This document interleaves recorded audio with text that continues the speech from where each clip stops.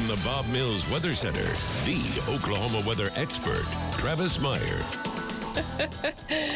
You got me tonight. Sorry about that. I think we have clouds overhead tonight, and it's cold out there with a light breeze that makes our wind chills feel like it's in the 20s and 30s.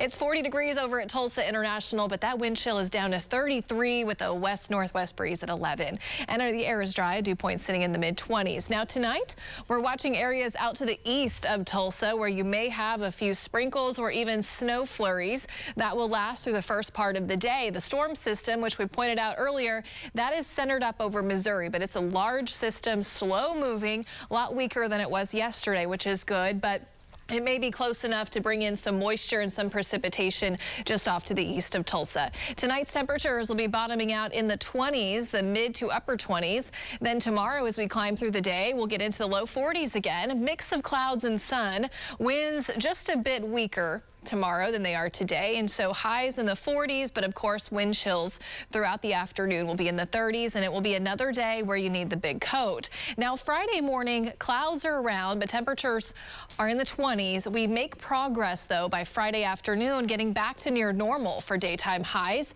We'll be in the upper 40s with a lot of sunshine on Friday, and winds light still out of the northwest. Now on Saturday, the winds are back out of the south, and that will help.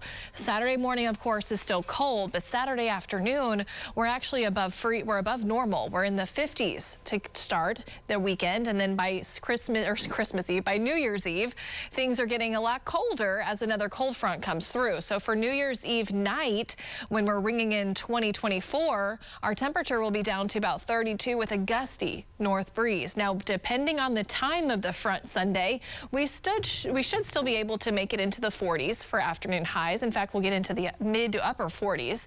But that breezy north wind will make it feel quite cold New Year's Eve night. And then New Year's Day itself, temperatures get even colder, and it'll be a struggle to get up to near 40 for New Year's Day. So again, for New Year's Eve, 46 degrees for our high here in the metro, and then 50s to the south, not as cold to the south, but again, it will depend on the timing of that front. Then for New Year's Day, we look back over the last 25 years, and there have been some very interesting things within the last 25 years. The first one to note is that back in 2018, we had a high of 19 degrees. You may remember that. It was awful cold. That was the third coldest New Year's Day that we've had on record.